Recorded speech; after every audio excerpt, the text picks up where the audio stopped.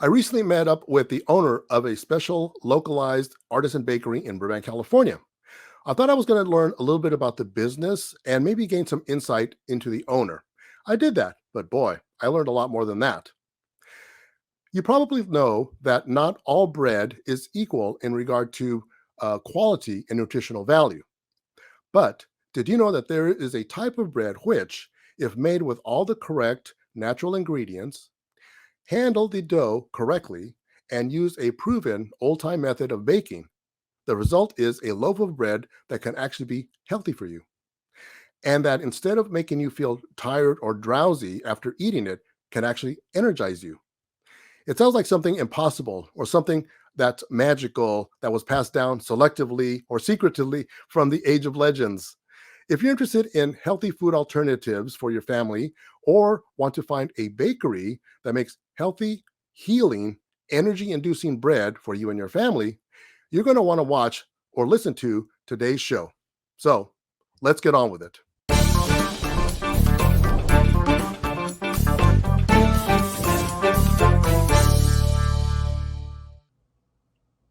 Today I have as my guest Randall Michael Tobin, an award winning composer, songwriter, producer, sound and music engineer who fairly recently found himself following a completely different path. He is now into the world of bread, baking, holistic eating, sustainable foods sourcing, and health consciousness, but with the aim of creating healthy, healing foods that have an incredibly delicious taste. So, first of all, Randall, how are you doing? Oh, I'm doing great. Thanks, Armando. Thanks for having me on the podcast. Very good. So, what do you think about my little intro or description of all that you're doing or aiming for here at your micro bakery, Random Acts of Breadness? Would you say that's an accurate description? Yeah, it's pretty accurate. What's interesting is that I've been sort of on a health journey my whole life, and I always kind of, keeping an eye on things. My grandmother was into health, and that was like long before it was fashionable. So my mother, of course, was feeding us healthy foods and stuff. And as I was growing up, I didn't necessarily enjoy that fact because my friends were eating junk food and I'm going, I want that. And my mom was making healthy food for us, and I didn't really appreciate what she was doing. But I'm so glad that we grew up on a much better diet than my friends did because as I progressed through life, I began to appreciate all that she had done for us from a health standpoint as I began to explore um, health alternatives. And the main reason why I did it is because being self-employed, you can't miss a day of work. There's no going to work and, oh, I got sick pay and I can get off and all this stuff. When you're self-employed, you work a whole lot more than anybody else does. And you need as much energy and you need to feel your best all the time. You can't get sick. You get sick, nobody's paying you for being off. So it behooves one to always, have your body in the healthiest shape, and so that you can do the work that needs to get done, and you don't have to cancel seeing clients and that sort of thing. So, over the years, I've followed different health things. People have told me about different health things, like, oh, that's interesting, and that's interesting, and this gal that I was working with at the studio on actually a non-studio project, she introduced me to a book called Nourishing Traditions, which is based on the work of Dr. Weston A. Price. He was a holistic dentist in the early 1900s who was so successful and actually asked questions about how do people in certain parts of the world that live to be over 100 years old actively, how do they live? What do they eat? What do their teeth look like? Yeah. And he went around the world. I mean, what a brave guy, right? This is the early 1900s, and he documented people from around the world who were in these zones. And he ended up writing a book that connected diet with longevity. And it was the first book of its kind. No other medical practitioner had ever connected the fact that nutrition had something to do with how long and how well you live.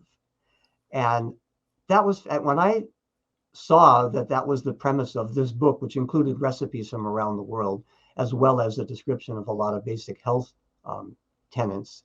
I just jumped on it. I got this book and started reading it, and it kind of turned things upside down.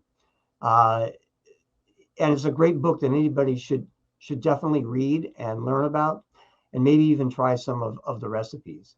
But from that became the journey of, wow, a lot of what these people did from around the world in order to make their food better, besides using, of course, naturally organic grown foods and that sort of thing, is they did one of four things to transform the food into something that was more digestible. They either fermented, sprouted, cultured, or boiled, like for 24 hours, whatever it is that needed to be done. Like if you're making a bone broth, you would boil the ingredients for like 24 hours and extract all the goodness. And some of them would do a combination of things, like they would sprout something and then they would boil it, or they would sprout something, then they would ferment it. Each of those processes breaks down natural barriers in the plants themselves, which pose a problem to the human body. If you just go out and buy organic grains or this and that, and you put that in your body, or even like eat organic foods like tomatoes and stuff like that, there are elements in those vegetables and fruits that are actually antipathetic to the human body.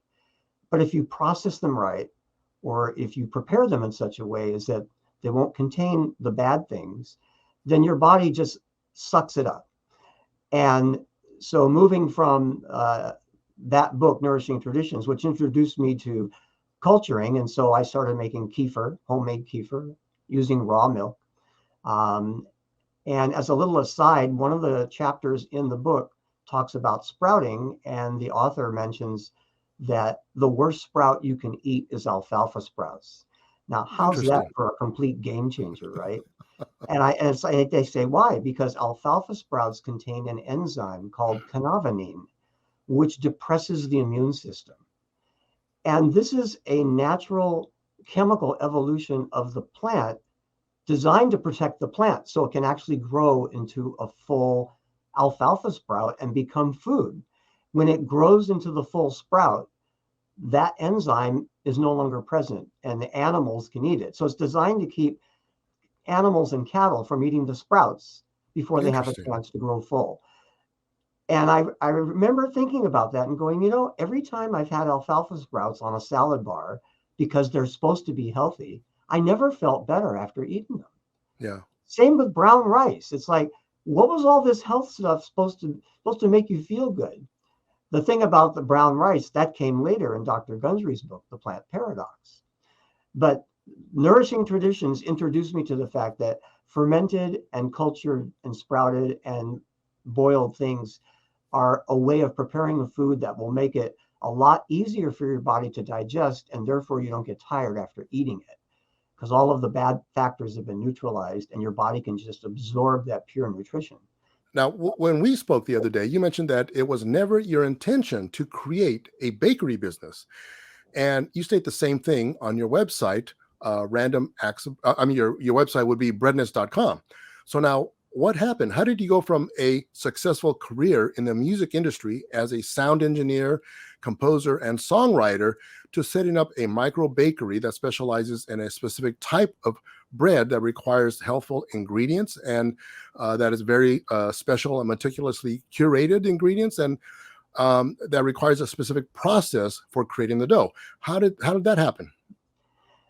Well, even though the Nourishing Traditions book had a recipe for sourdough bread, I never made the sourdough bread. I made other recipes in the book, but I always had that knowledge that, well, this is one of those healthy foods that these people that live to be over 100 years old had as part of their diet. So in November 2016, it was coming, into the Christmas season. And I was thinking, like, well, I wonder if I can make sourdough bread. It's just out of the blue, I had this thought. So I pursued that. I looked up online and I found a website called culturesforhealth.com. And they had a starter kit for San Francisco sourdough, organic, San Francisco sourdough starter. I then made the recipe that came with the starter. Well, what came out of the oven was like a big flat gray UFO. I mean, I'm going like, this isn't sourdough bread. And it didn't look like it. It tasted a little bit like it, but this was, so I tried it again, make sure I wasn't making any mistakes. And it came out the same way. So I'm going, okay, well, obviously something's wrong with this recipe. So I went online and I went to search engine and I typed sourdough bread and I clicked on photos. And the first thing that popped up was this beautiful image of the top of a sourdough bread, and it had a title on it. And the title was Tartine Bread. It turned out to be a book by Chad Robertson, who started the famous bakery in San Francisco called Tartine Cafe. And I'm going, now that's more what sourdough bread looks like. So I ordered the book immediately, got it on Amazon like the next day or two. Beautiful hardbound book. The first 30 pages of the book are Chad Robertson telling you about his experience in Europe, learning how to make artisan sourdough bread, about the smell of the starter, the feel of the starter, the listening and perceiving the dough as it's going through its phases. It takes 3 days to make this bread, not 1 day. There's no kneading involved. You just do some stretching and folding, and then you put it aside and you give it time to do its magic. And I was fascinated. I'm going, now this is completely different than the other way. So let's try making the bread the way he said. Now, with one exception, I followed his process with the amount of water, the amount of flour, the amount of starter, the amount of salt, all of this or whatever, and the technique, which basically took 3 days to do.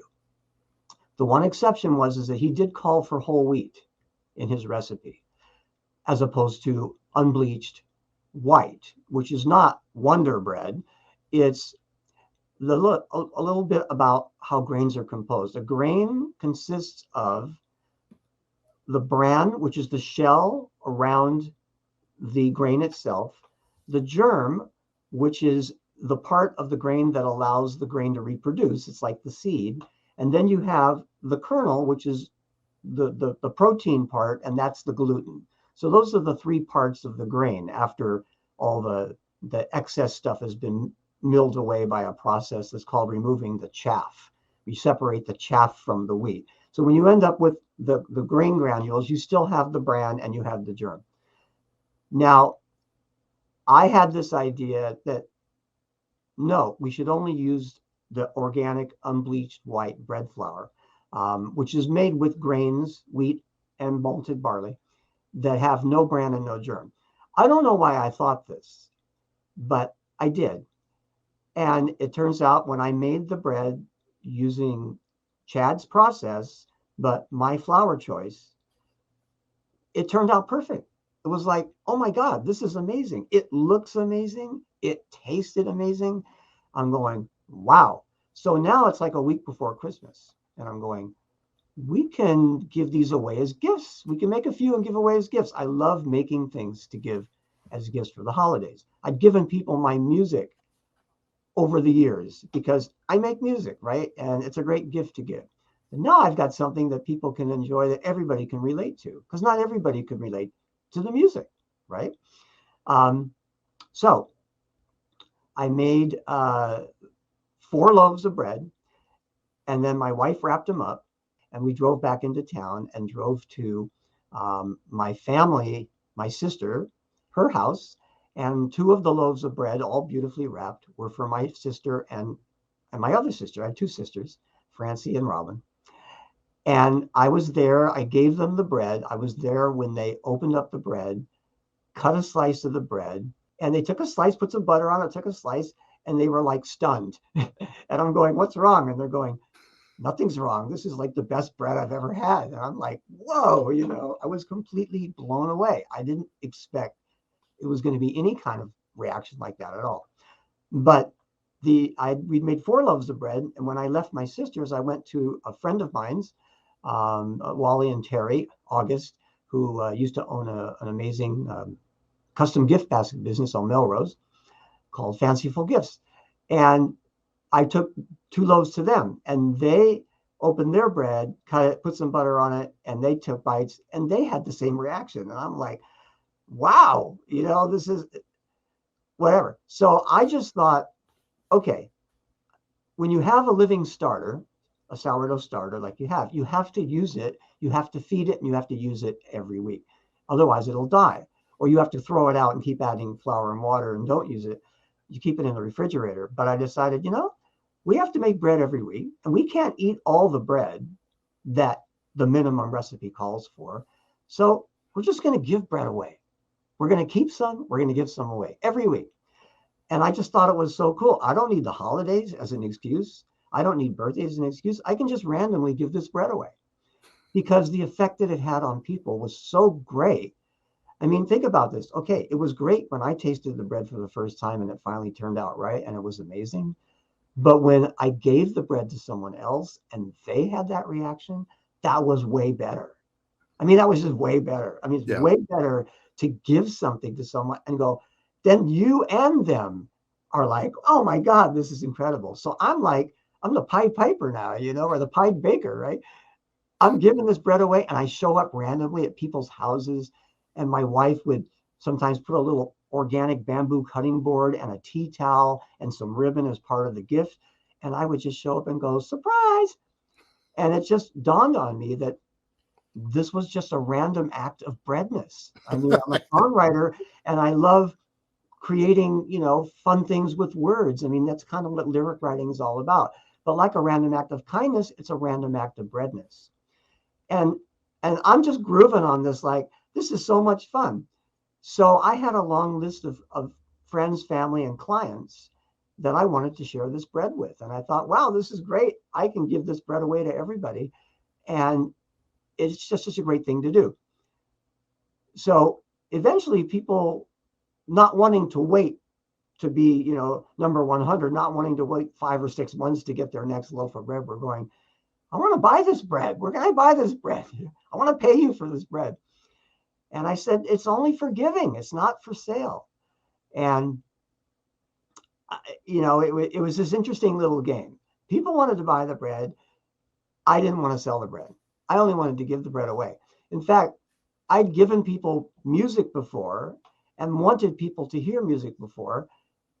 And, it's a real tough sell when you're in the music business to get people to hear your music either live or sit them down and listen to a disc or a track or something and then say, hey, so you want to buy this?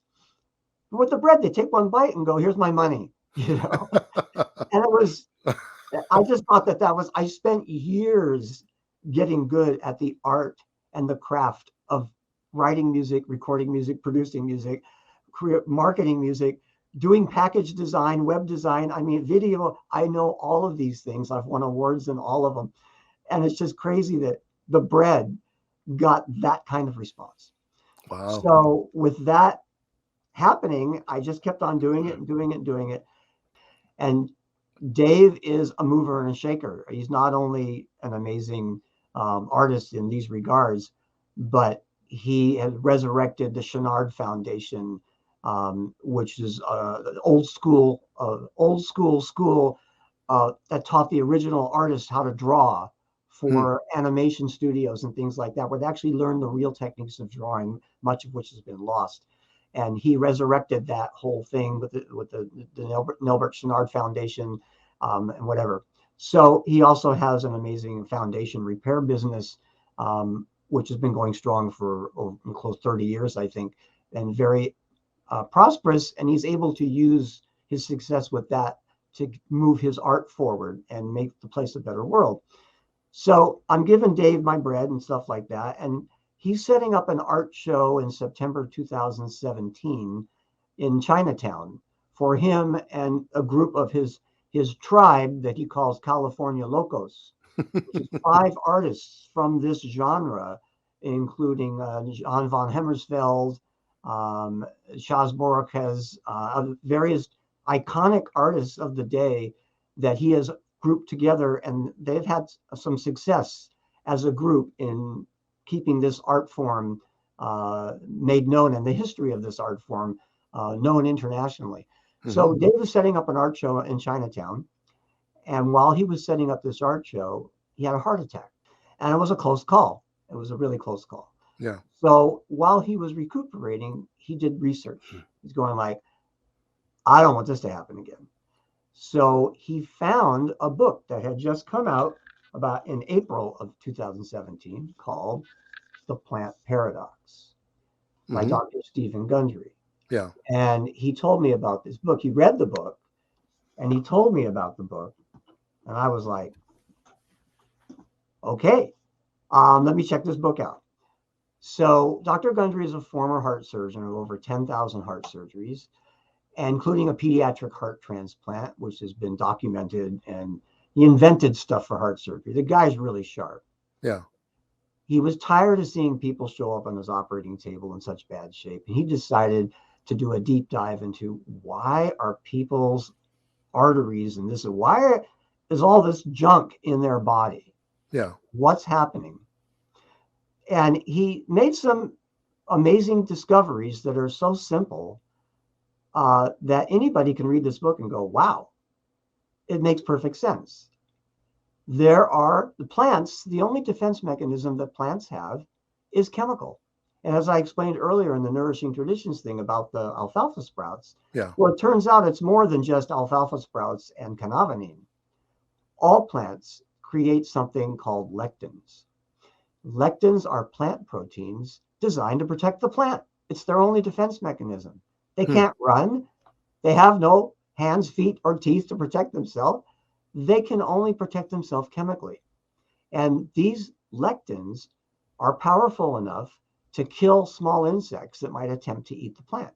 Interesting. And small animals will go to eat the plant and they'll get sick. And they'll eventually get the idea, I shouldn't eat that plant. In any stage, it's seeds, it's sprouts, or the plant itself. I can't deal with that.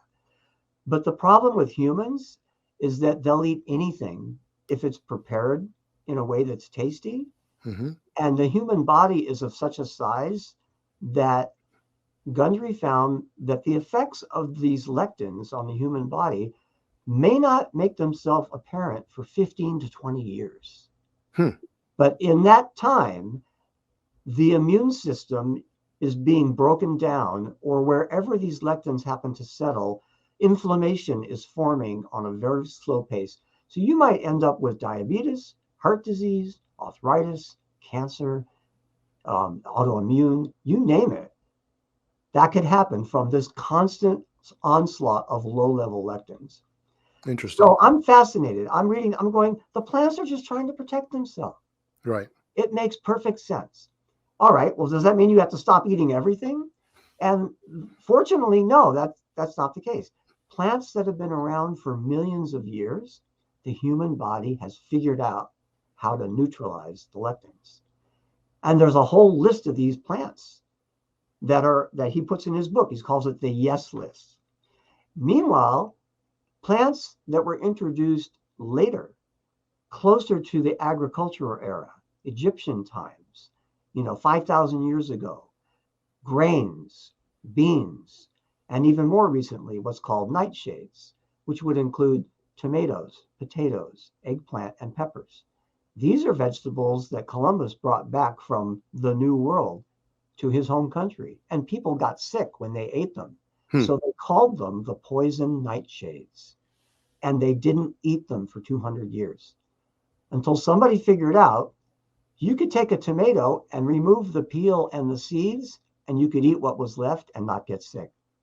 Isn't that interesting? So tomatoes, which is why the cover of this book has like a splat tomato on it. If you peel and seed the tomato, you can eat the tomato without any ill effects. Interesting. But if you don't, you're getting the lectins. And even though tomatoes may be healthy and organic and everything else, and I love tomatoes, it's going to hurt you in the long run If you don't prepare them correctly. if you don't prepare them correctly. Now people are Interesting. going, who the heck's going to eat a tomato that you have to peel and seed first? Or who's going to go through that? And what's left is not worth putting in a salad, right? Well, the Italians figured this out, and they started making tomato sauce and tomato paste with tomatoes that have been peeled and seeded first, and they package these products. And they're available today.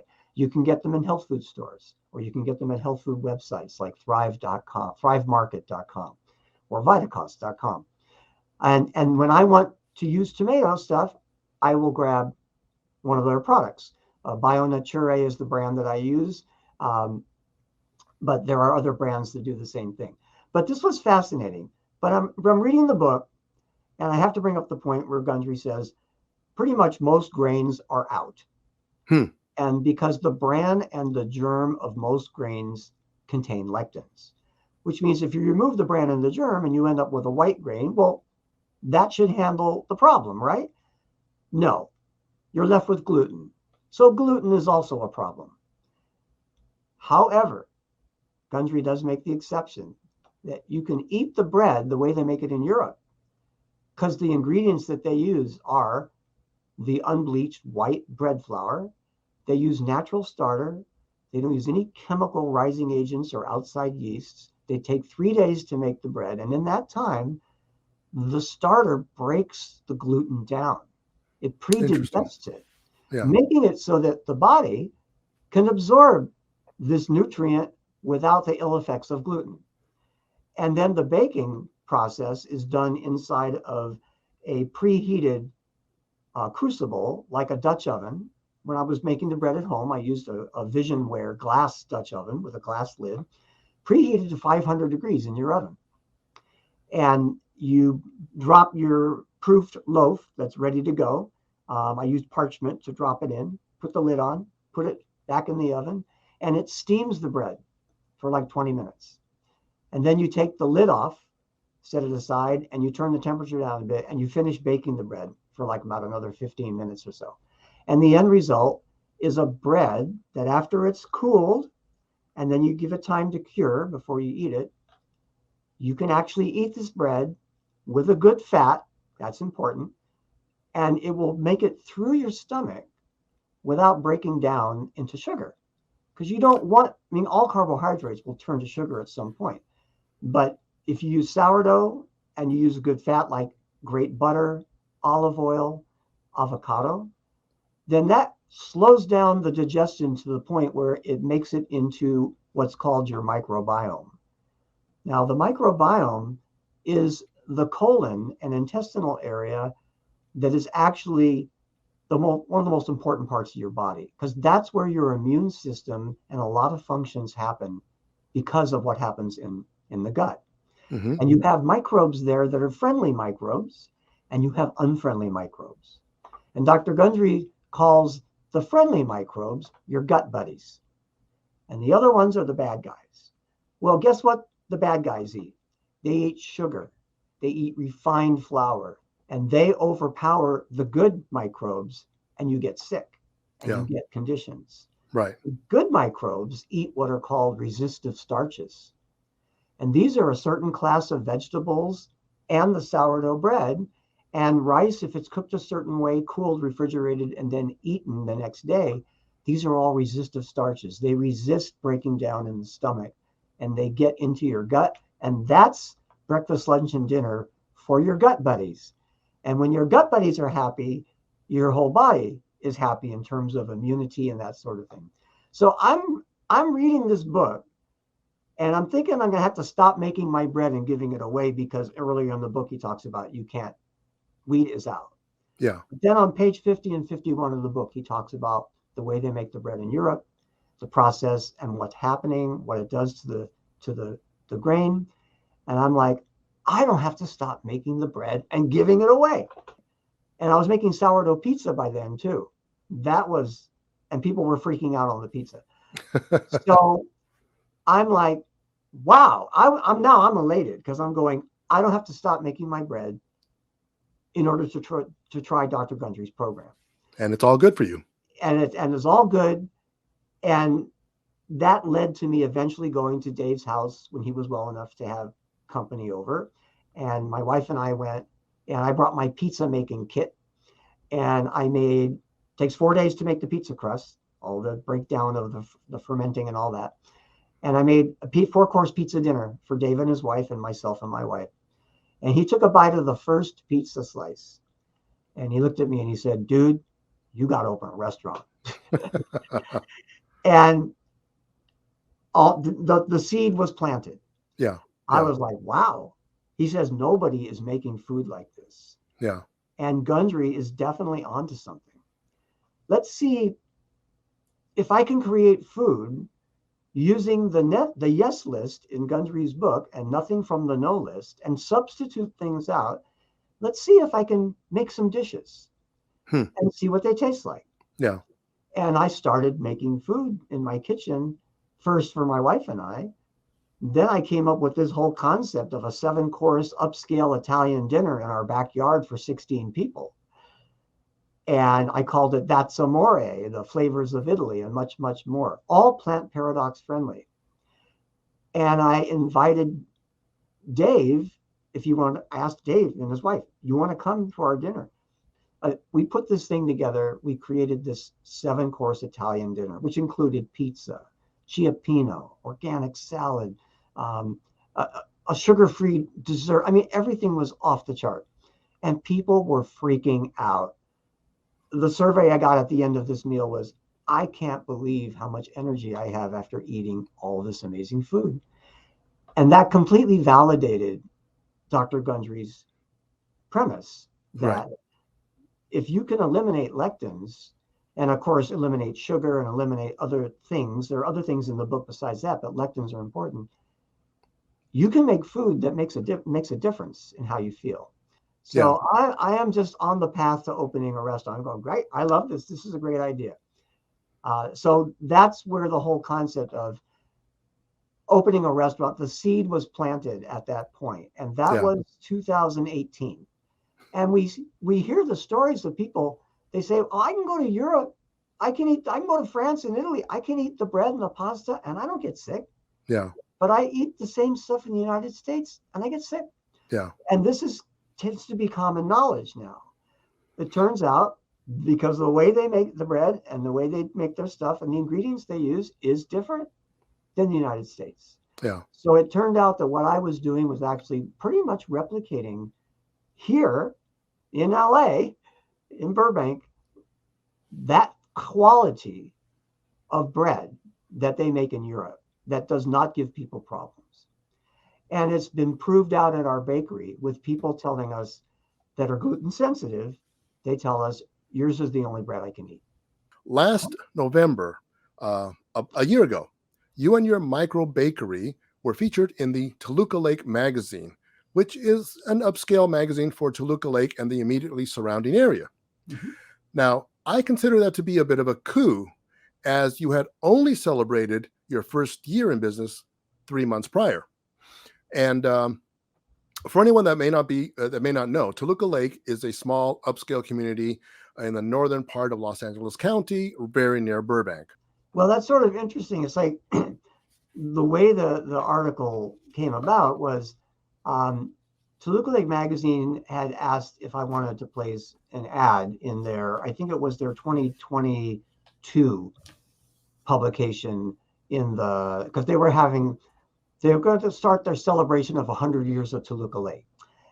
And after the ad came out, they contacted me. I think at the same time they said, do you want to also advertise in our holiday issue in December? And I said, yeah, I would like to do that. So put me down for that.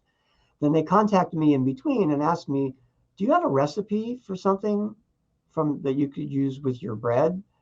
And so I sent them a recipe for an artisan sourdough cheese melt. It's like an open face grilled cheese. You have your bread and you put stuff on it and then you just spices or whatever and you broil it. And I sent them the recipe. Then one of the editors sent me some questions, tell us about your bakery, this, that, whatever. And then, so we kind of did that. And I didn't think much of it after that. Then they said, well, we want to send a photographer over to take some pictures. So they sent the publisher's son over to take pictures. And he was at my bakery for like 3.5 hours taking pictures. And I'm going, this is a lot of time spent taking pictures for just a recipe that I submitted. And you haven't even seen the recipe because I don't make it here. I made it at home. And he goes, "Oh no, don't you know? We're doing a feature article on you." I'm going, "What?" He's like, "We're not even in Toluca Lake. We're in Burbank, right?" So I was completely blown away. I thought that they only featured Toluca Lake, Yeah. shops and businesses and things like that. But I was like, okay. So I ended up going to their offices in Toluca Lake to do the photo shoot of the recipe. And I brought all the stuff necessary to make this recipe right there in their kitchen. And the photographer took amazing shots, like right out of Bon Appetit, right? I'm watching him do this. And I'm like, this is like incredible. Our open faced cheese melt never looked so awesome. And they ended up using 2 full pages in the magazine was just the recipe and the photographs. Wow. And the 2.5 more pages were the article about us.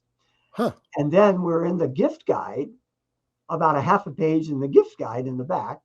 And then the publisher's, the editor's intro, the editor has a whole page in the beginning explaining what's in the magazine. He's got a whole paragraph about us, right? And the table of contents even has 2 things about us. And I'm like, I couldn't believe how much coverage we got in this Wow. That's magazine. great. And when it came out, I promoted with postcards to Toluca Lake the same time the magazine came out. And we had the busiest Christmas, or like our first Christmas was not, we were fairly unknown, right? Our next Christmas was like, oh my God, we just blew up. So they pretty much introduced us to the community. When we actually opened in August of 2021, we sold out in 2 hours. We had a line out the door, and the next day we sold out in an hour and a half because we made 2 groups of bread. We made about 60 loaves of bread for the first day, and then 60 loaves the next day. Anyway, we sold out and had a waiting list for the next week. It was phenomenal. I mean, because I thought, my whole concept was like, all right, let's see if this bread's as good as my friends and family say it is. That was my only reassurance in making this gamble and taking this leap of faith to open an actual bakery with the responsibility of paying staff and insurance and the rent and utilities and all this stuff. So it was like, when that happened, I'm going, I guess the bread's as good as my friends and family say it is. Yeah. So I was elated. Yeah. And because I never did this for the money. Yeah. And that's what I think is an important message to get across to your listeners here, is that everything I've ever done in life that I've been successful at, I never did for money. I did it because I loved it. Yeah. And still do. And people saw the love, and they heard or tasted the love, and they threw money at me. Every endeavor I've ever done. I mean, I learned how to be a computer consultant because I needed to build computers to do the work that I needed. And people said, hey, I saw you got that music system set up. Can you set me up a studio system? And I see you do graphic design and video. Can you set up whatever? I was consulting at Xerox Corporation, of all things. I mean, I couldn't believe.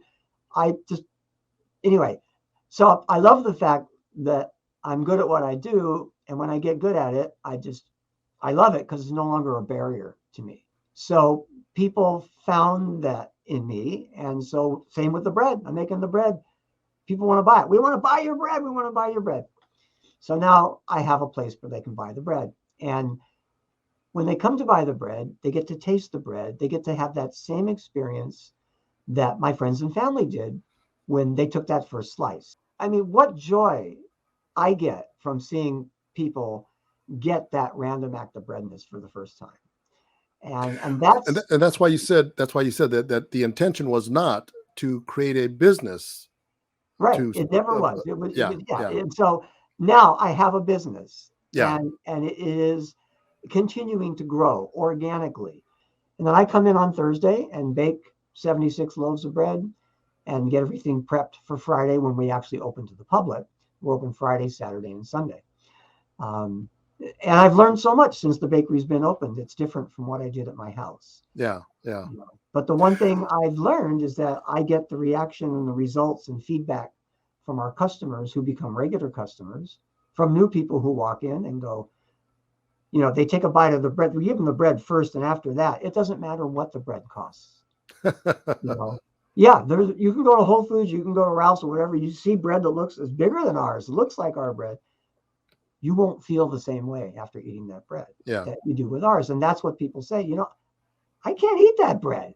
This is what I get and what our staff gets here at working at the bakery. So I just had to share that. Well, I was going to say that obviously you're doing something right, because I was going to mention that basically just a couple of months after the Toluca Lake Magazine issue came out, in January of 2023, so earlier this year, you were also featured in another magazine, another rather upscale magazine called Edible San Fernando Valley. So you were featured in that magazine also. And now you've kind of explained this, but let me ask you this. So how did that come about? Or what is it that makes your bread so special that now you have other magazines wanting to feature you? Well, see, Ojai is another part of the legend of Random Acts of Breadness. Because remember, I said my wife and I went to Ojai that first Christmas. Let's do something different this Christmas. Let's go away from LA and not stay in LA. And so we booked an Airbnb in Ojai.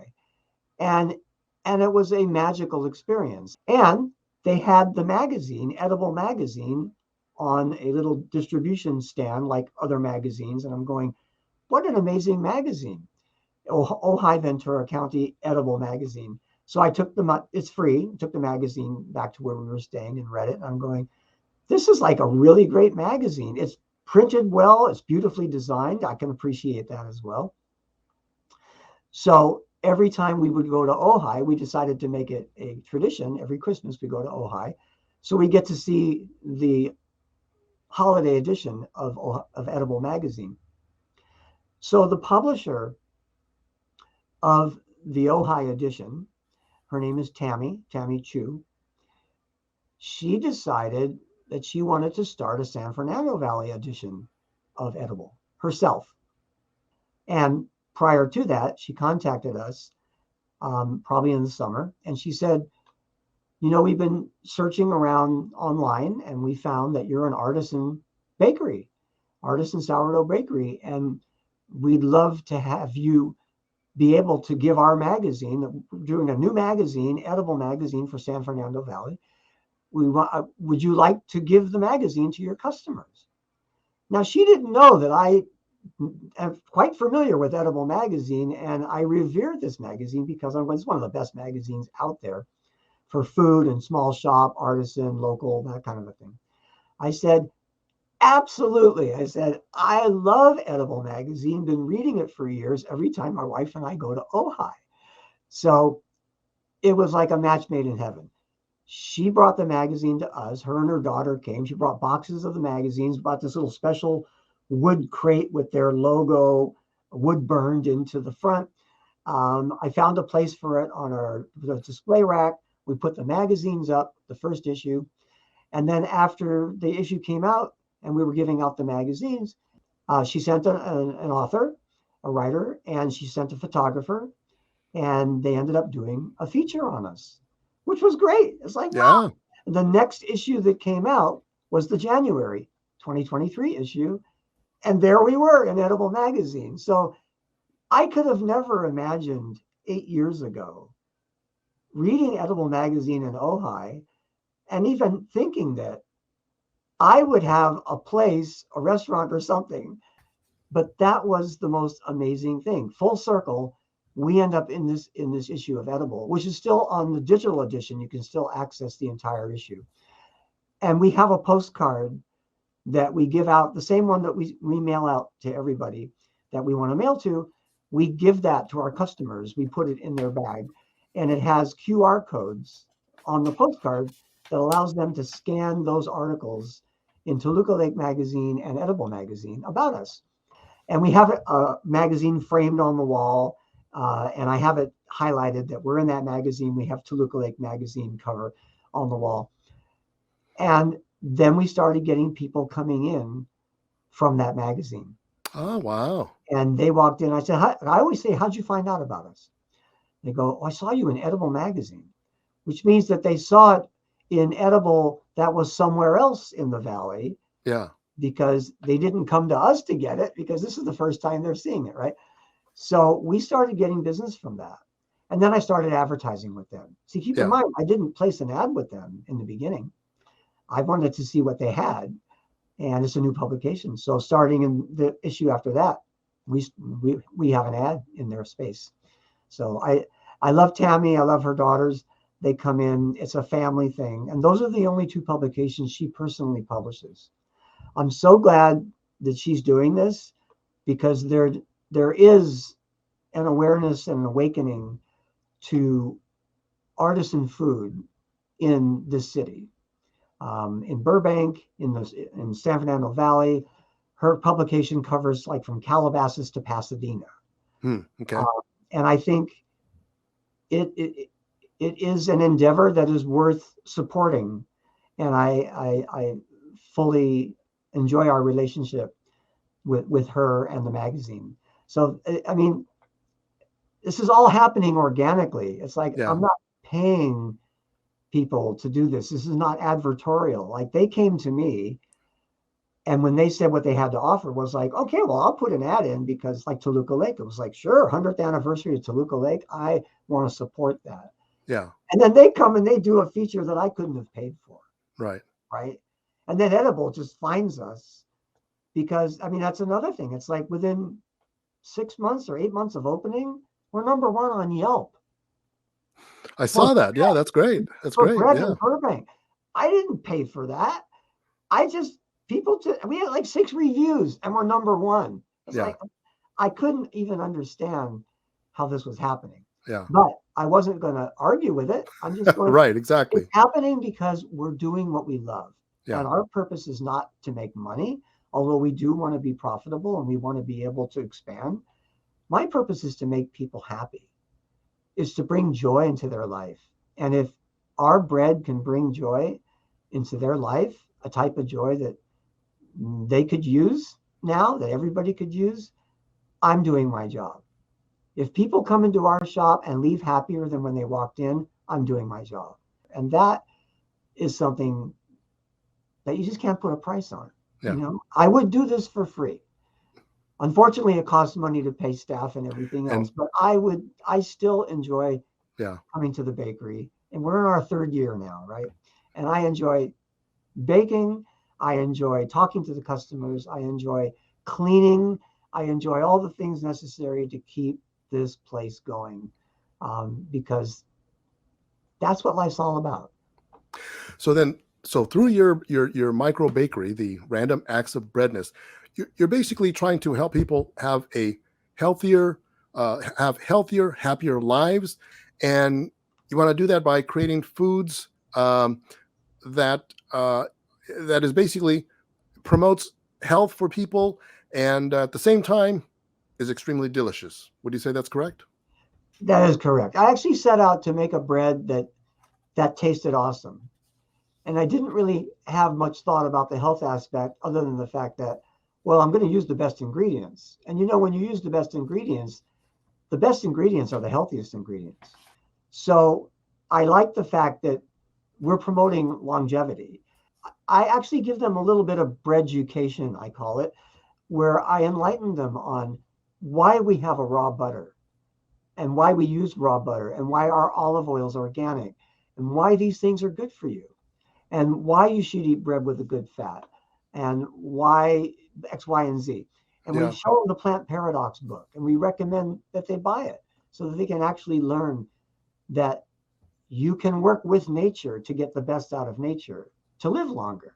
This book, just changing the food that you eat by switching to this, is going to change your life. And I became basically a self-taught Plant Paradox chef. Right.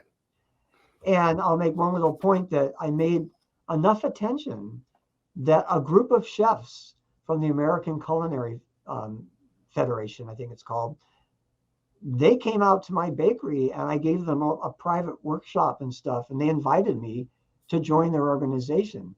even though I never had any chef training. So I am now Wow. what's called a professional culinarian of ACF, the American Culinary Federation, which has been around for almost 100 years. And I'm like, wow, I have been welcomed into the fold, Yes, and definitely. I respect that.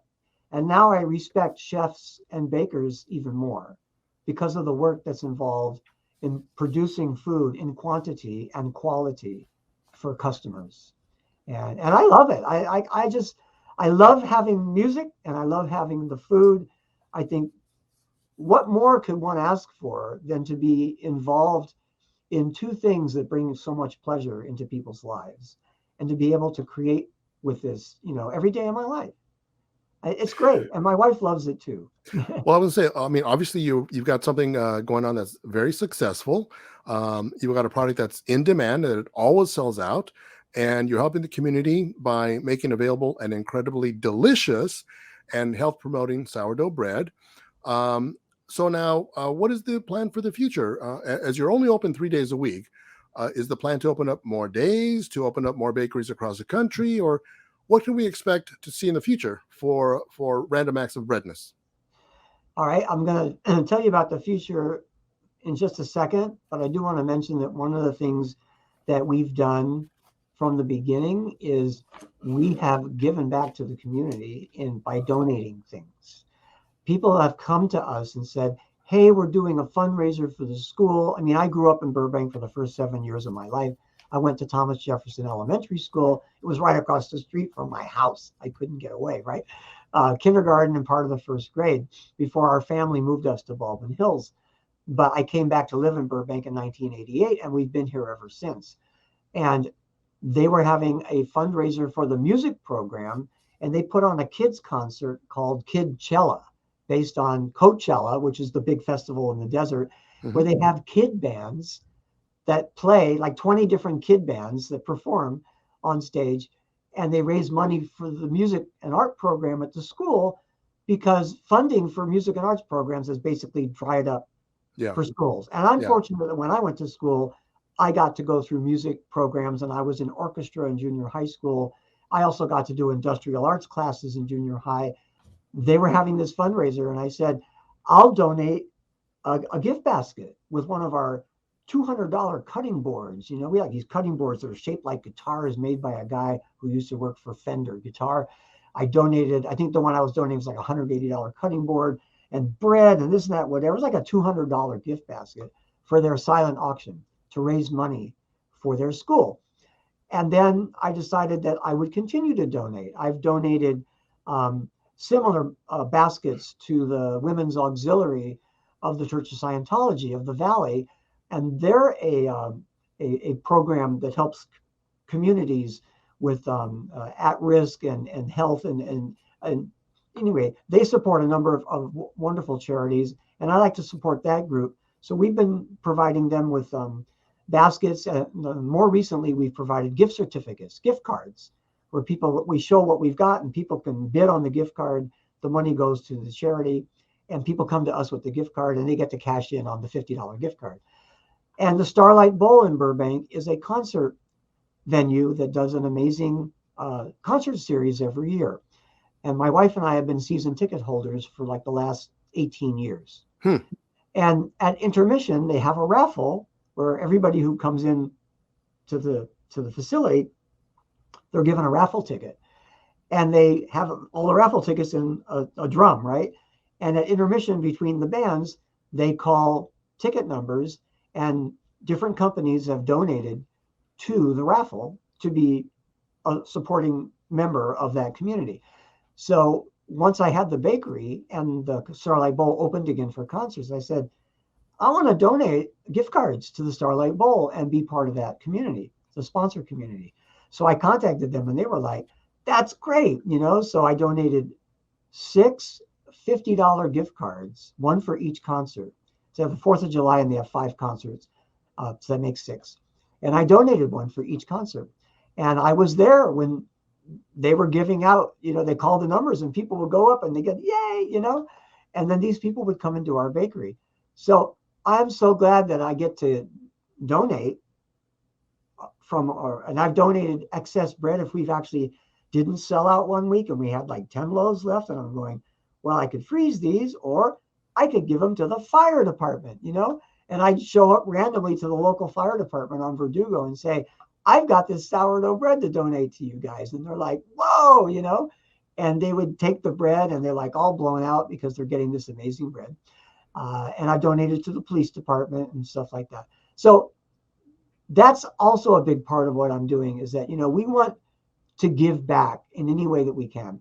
And that's how I've done it, is by being able to donate our stuff. So what is the future? I definitely see this concept as being able to be replicated across the country. Wherever there's a Whole Foods market, there's a market for people who are willing to spend more for their health. Yeah. And so that's like number one. We ship our bread across the country and locally, but we have started building up a community of customers who get their bread shipped on the West Coast and a few on the East Coast, but the West Coast. And I love being able to take our bread, we let it cure, and we cure our bread for 24 hours, by the way, which is not something we did in the beginning. The curing process actually enables the bread to last longer, be sliceable, and taste better. And so we now bake on Thursday and we sell on Friday. Because now we bake the bread.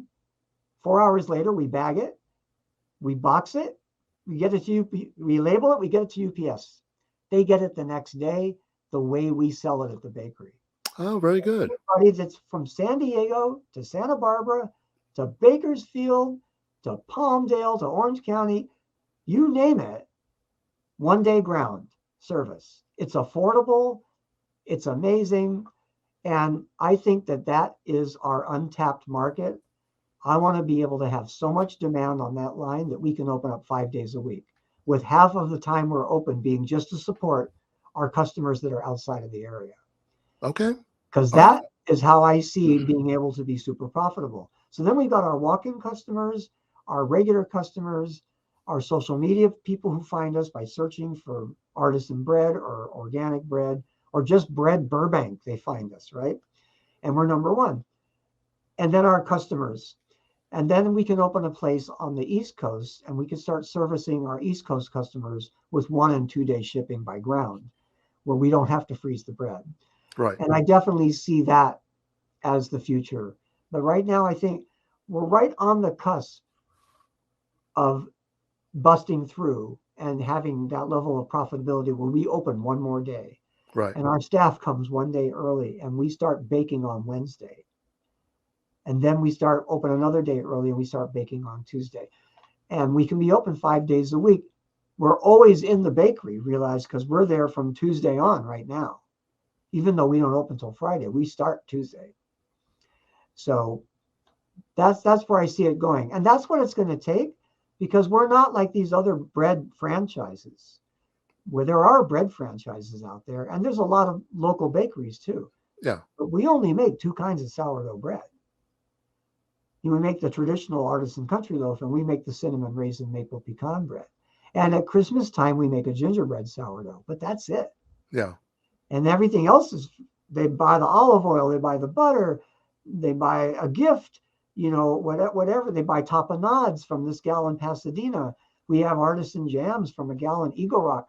I mean, we try to partner up with these companies that make amazing food with the same passion that we do. Yeah. And when I taste that, I go, I want to carry that in our store. Right. So that's what we do. And that's how we've built out to be a gift source for any time of year, not just holidays or special occasions. It's the perfect gift. Who wouldn't want a random act of breadness? Exactly. Well, I'll tell you, Randall, I want to thank you for coming on as a guest and for letting us know about the random acts of breadness and the health benefits of choosing the right foods and ingredients, and for introducing us to the Dr. Gundry's book, The Plant Paradox. I'm going to place your address and website into the notes for today's show, as well as a link to Dr. Gundry's book on Amazon. And I want to wish you the best and hope to continue seeing more and more expansion of Random Acts of Breadness. Well, thank you so much, Armando. I mean, I'm so glad you contacted me. Your success tutoring business is literally around the corner from where we are. You're right across from John Burroughs High School, and we're right down the street from them. And I drive by your place every day, that I'm going to the bakery. And it's so fun to know that every time I drive by, there's success tutoring, it's like it's right there. And I'm so glad that you contacted and you're doing these podcasts. It's been great opening up and talking to you. And people get to see my studio back here, which, by the way, I'm still running my studio. It's even more popular than ever, especially since so much bread is out. I've gotten studio customers from people who bought my bread, and it's just a blast. I get to do music and food, like I said, for my life. Yeah. And what's not to like about that? I'm absolutely looking forward to an amazing holiday season this year. And I wish all the best to your viewers and all the people who watch your podcast, wherever they are, or listen to it. And leave with this one thing that I encourage everybody to do something that you love, even if it's just a small part of your life. Don't not do it. If you have another job and you just can't leave that job or whatever, carve out a little bit of time to do something you love and be passionate about it. And just, even if it's an hour a week, it'll do so much, and then if it's something that you do that makes people happy, whatever it is you do that for them. And I think it will just change your outlook on life. And you might even have more fun at your job. Or you might decide, people like what I'm doing so much, I can actually do this on the side. And maybe it'll end up taking over your life. Right. But whatever it is, I think if it's your purpose to help people and to make people happy, I think that your passion in whatever you do is going to come through.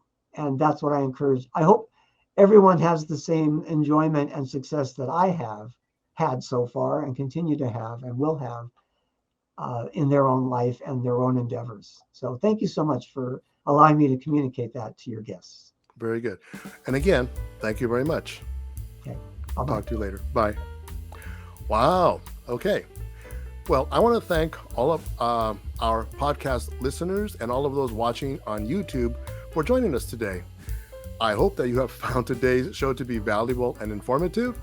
If you like today's show and you haven't already, please subscribe so as not to miss any of our upcoming interviews. For now, this is Armando Salcido signing off, and I hope to see you again in our next show. As mentioned at the beginning of the show, Learning with Success is sponsored by Success Tutoring Online. Our administrative offices are located in Burbank, California, but we provide tutoring or academic advancement to students throughout the United States.